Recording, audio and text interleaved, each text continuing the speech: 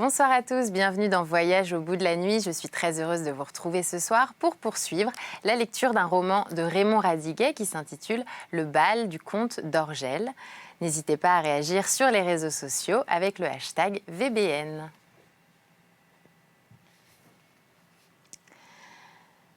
Cependant, la nouvelle se répandit vite jusqu'à l'office. À la longue, monsieur le comte a dû trouver cela plus commode, dit sentencieusement un valet de pied. L'office n'est pas loin du salon. Ce domestique précédait la médisance. Il formula ce que l'on allait chuchoter et même dire tout haut. Au moment de partir, François porta la main de madame d'Orgel à ses lèvres. Anne les empoigna tous deux. « Voulez-vous bien dire au revoir autrement à votre cousine et me faire le plaisir de l'embrasser ?» Madame d'Orgel se recula. Ni elle ni Séreuze n'avaient plus envie de s'embrasser que d'entrer vif dans le feu, mais chacun pensa qu'il fallait n'en rien révéler à l'autre. C'est pourquoi ils s'exécutèrent en riant. François posa un gros baiser sur les joues de Mao, dont la figure prit une expression méchante. Elle en voulait à son mari de cette contrainte et à Séreuze du rire qu'il avait eu. Car si elle savait ce que signifiait son propre rire, elle ne soupçonnait pas le sens de celui de François. Le lendemain de ce jour, Séreuze souhaita voir Paul Robin. Il alla le chercher aux affaires étrangères. Il lui raconta l'épisode de Champigny. Paul crut reconnaître un mensonge fabriqué par Anne d'Orgel. La fable lui paraissait maladroite, comme ce qui est vrai.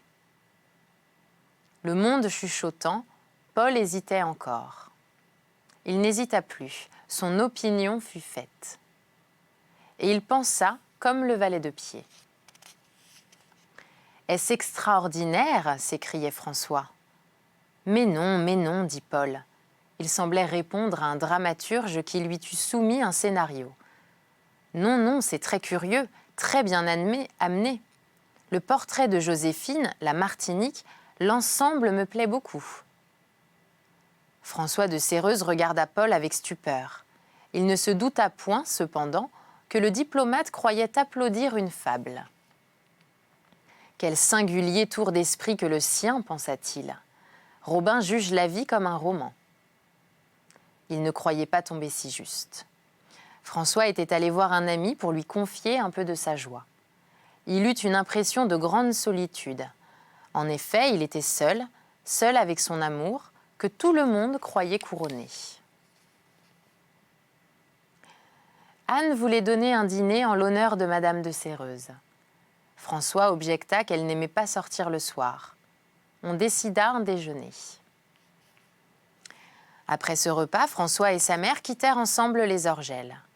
Madame de Séreuze était un peu étourdie par tant de monde. Après qu'ils eurent fait quelques pas en silence, « Quelle personne charmante, dit-elle, que madame d'Orgel. Je n'en souhaiterais pas d'autre pour Bru. » Et moi, pas d'autre pour femme, pensa-t-il tristement. Mais il ne répondit rien. Il voyait dans les paroles de sa mère la certitude de son destin, la preuve que son cœur ne se trompait pas. Le baiser sur la joue était à François un mauvais souvenir. De son côté, madame d'Orgel y pensait encore.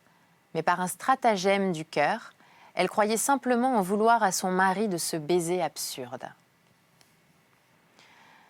Un soir qu'il se rendait au théâtre et que François, à son habitude, était assis dans l'auto entre ses amis, mal installé et cherchant à se faire un peu de place, il glissa son bras sous celui de madame d'Orgel.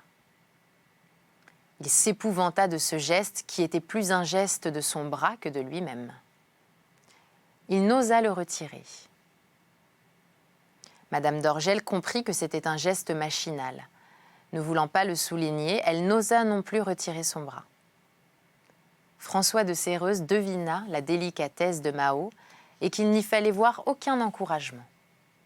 Ils restèrent immobiles, dans un malaise affreux. François, pensant un jour à cette scène, fit un calcul indigne de son amour.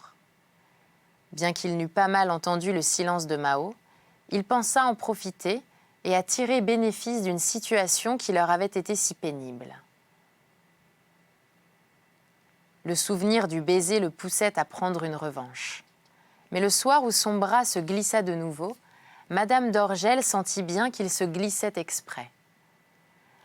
Elle ne pensa pas une seconde se trouver en face de l'amour ou simplement du désir. Ce geste lui apparut comme une insulte à l'amitié. « Je me suis méprise, il ne mérite pas notre confiance. » Toutefois, elle n'osa retirer son bras, de peur d'attirer le regard d'Anne. Pour une faute de goût de François, devait-elle risquer une brouille ? Elle espérait encore qu'il remuerait, au contraire. Il insistait, enhardi par le silence. François vit son profil. Alors il eut les larmes aux yeux. Il aurait voulu se jeter aux genoux des Orgel, leur demander pardon. C'était la honte qui l'empêchait maintenant de retirer son bras. Un phare illumina l'intérieur de la voiture. Le comte d'Orgel vit le bras de son ami passer sous celui de sa femme. Il ne dit rien. François de Séreuze quitta les Orgel, quai d'Anjou. Jusqu'à la rue de l'Université, le comte et la comtesse restèrent silencieux. Anne était bouleversée par sa découverte. Il ne savait que croire. Enfin, Madame d'Orgel pensa que si elle ne racontait rien, elle n'oserait plus jamais regarder Anne. Elle avoua donc sa gêne, que Séreuze avait dans la voiture passé son bras sous le sien et qu'elle l'avait laissé par crainte de complications.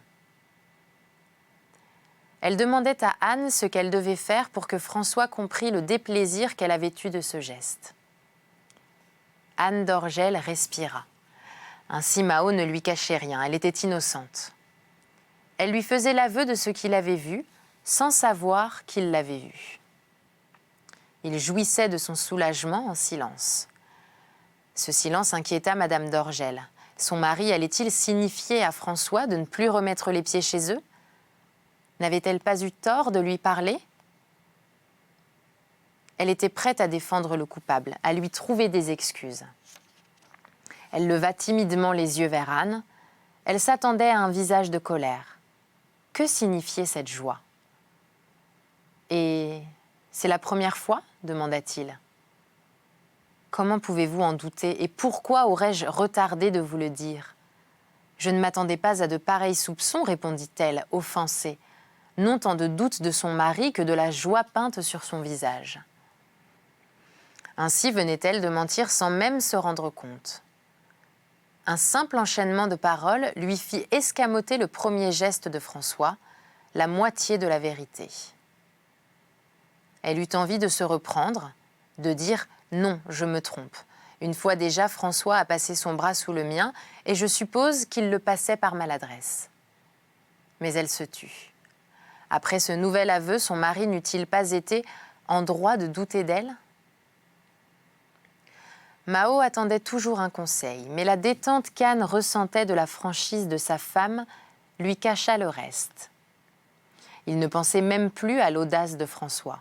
« C'est un enfantillage, dit-il. Voyez comme j'y attache peu d'importance. Faites comme moi. Si François recommençait, alors nous aviserions. » Cette légèreté déplut à Madame d'Orgel. Puisque son mari lui refusait son concours, elle décida, s'il y avait lieu, d'organiser seule sa défense.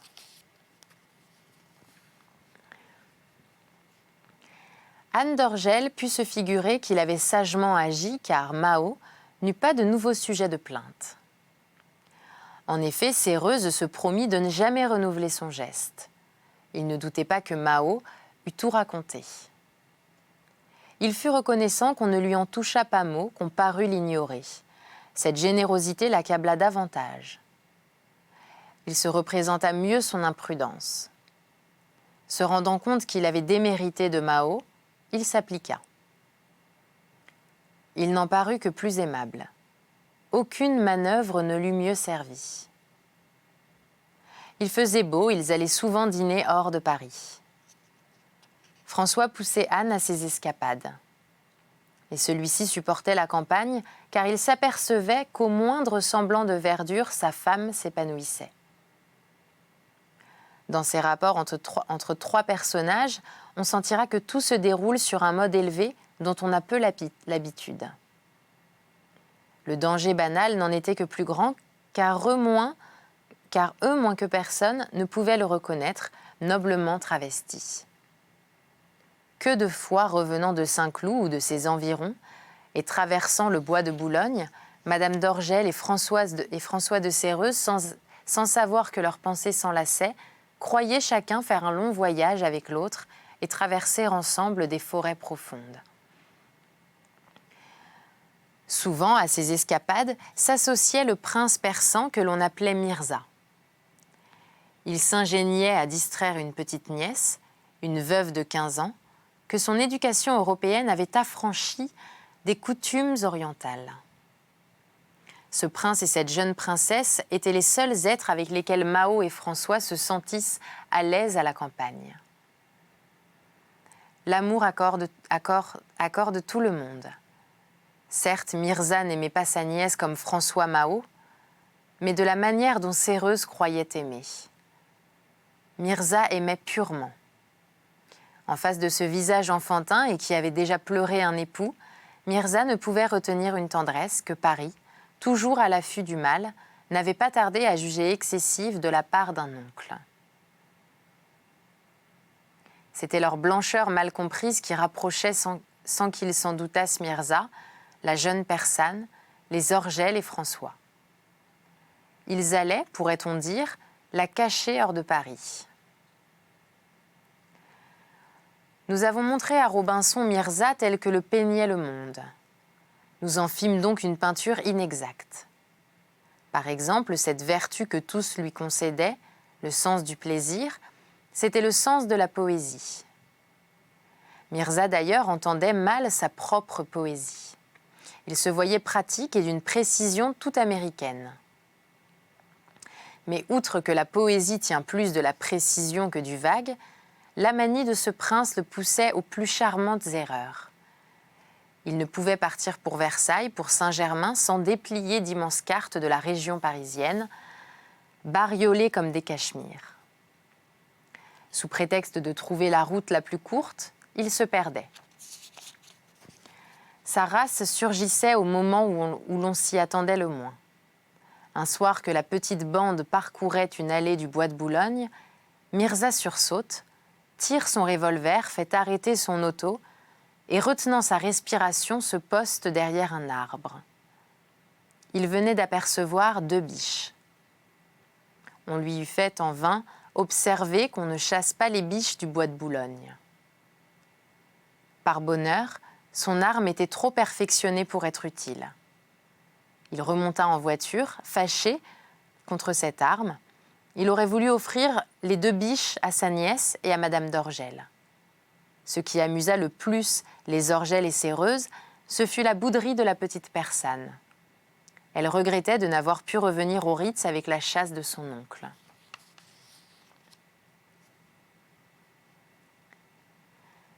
Depuis que Madame de Séreuze avait dit, au sujet de Mao, « Je ne souhaiterais pas d'autre bruit », François éprouvait quelque gêne en face de sa mère.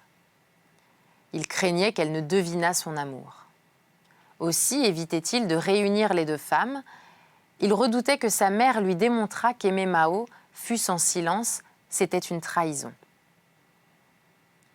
C'est par respect pour ma mère, se disait-il, que je ne la mêlerai plus à une situation qui, pour être chaste, n'en est pas moins fausse. Mais comme l'amour rend craintif, il eut peur que les Orgel lui reprochassent l'ombre où il laissait depuis quelques semaines Madame de Séreuze. Chaque fois que ses amis venaient à Champigny, le temps manquait pour qu'ils visitassent des bords de Marne. Il brûlait de désir de voir Mao dans ce décor de son enfance. Le mois de mai était propice à son dessein. François calcula que si les Orgel déjeunaient chez sa mère, la visite au bord de la Marne serait partie remise. Comme d'autre part il craignait que ses amis ne voulussent point venir si ce n'était pour Madame de Séreuze, il inventa que sa mère serait contente de les voir et de fixer le jour. La veille de ce rendez-vous postiche, Il dormit chez les Forbach afin que les Orgel vinissent le prendre en auto. Une fois en route, François leur dit « Figurez-vous que la concierge vient de me remettre un pneumatique arrivé hier soir. Ma mère me dit qu'elle doit partir pour Évreux, chez un oncle malade. Elle espérait sans doute que je vous préviendrais à temps. Elle s'excuse beaucoup. » Anne d'Orgel trouva singulier que François ne les prévint qu'une fois partis. François s'empressa d'ajouter « Allons tout de même à Champigny, je vous montrerai la Marne. » Anne d'Orgel accepta. Il croyait flatter le goût de Mao. François risquait peu à peu ce mensonge. Madame de Séreuze ne se promenait jamais le long de la Marne. Quand elle faisait atteler, c'était à Queuilly, à Chenevière qu'elle allait, loin de la Marne. Madame d'Orgel n'était guère satisfaite de la tournure que prenaient les choses. La veille, elle s'était dit que la sagesse exigeait qu'ils escapassent les escapades. Elle en revenait chaque fois doucement enfiévrée et dans un vague qu'elle jugeait dangereux. Si son mari lui faisait quelques caresses, elle se sentait toute triste. Elle ne voulait trouver à cela que des motifs simples. Elle se disait qu'elle était comme ces gens qui aiment les fleurs et que leur parfum en tête. Il suffit de ne pas s'endormir auprès d'elle, car Mao voulait se persuader que ce vague lui était pénible.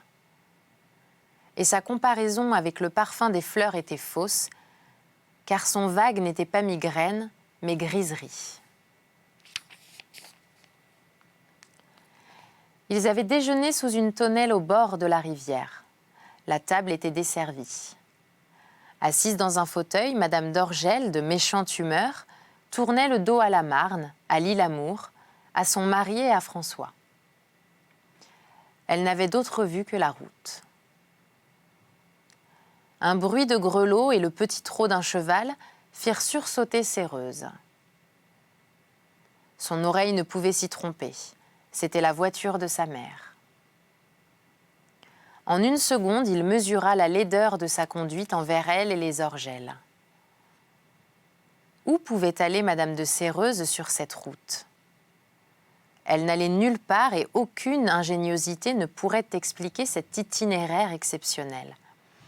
Il fallait le mettre sur le compte de ces hasards assez nombreux pour que les hommes aient fini par y reconnaître la main d'une déesse, la fatalité. Simplement, ou si l'on veut, fatalement, Madame de Séreuze, ne pouvant tenir en place, avait fait atteler et donner l'ordre d'une promenade dont elle n'avait pas l'habitude. Voilà pourquoi son fils entendait passer sa voiture sur la route. « Je suis perdu », se dit-il. En effet, si Anne et François ne pouvaient voir Madame de Séreuze, ni en être vus, elle ne pouvait échapper à Mao. La Victoria passait. Il ferma les yeux comme quand on se noie. Jamais Madame de Séreuze n'avait paru si jeune. Mao ne la connaissait qu'en toilette sombre. Avec cette robe de campagne, ce chapeau de paille, cette ombrelle, on pouvait imaginer une sœur cadette de François. Devant l'apparition, Mao crut rêver. Elle poussa un cri. La Victoria avait disparu. Anne d'Orgel se retourna. « Qu'avez-vous » demanda-t-il. François était si pâle que Mao, par un réflexe étrange, modifia sur le champ sa réponse. « Rien, dit-elle, je me suis piqué le doigt. » Anne la gronda doucement. « Vous nous faites de ces peurs. Voyez, François est blanc comme un linge. » François reprenait ses esprits. Il ne pouvait supposer que Mao fût complice. Elle n'a pas vu ma mère grâce à cette piqûre. Mais son soulagement, loin de les atténuer, augmenta ses remords. Il imaginait ce qui aurait pu arriver. Il voyait les Orgel le chassant comme on chasse un tricheur d'un cercle. Ainsi s'achève cette nouvelle partie de notre lecture. J'espère que vous avez passé un agréable moment et je vous donne rendez-vous très vite pour une nouvelle partie de Voyage au bout de la nuit. À bientôt sur D8.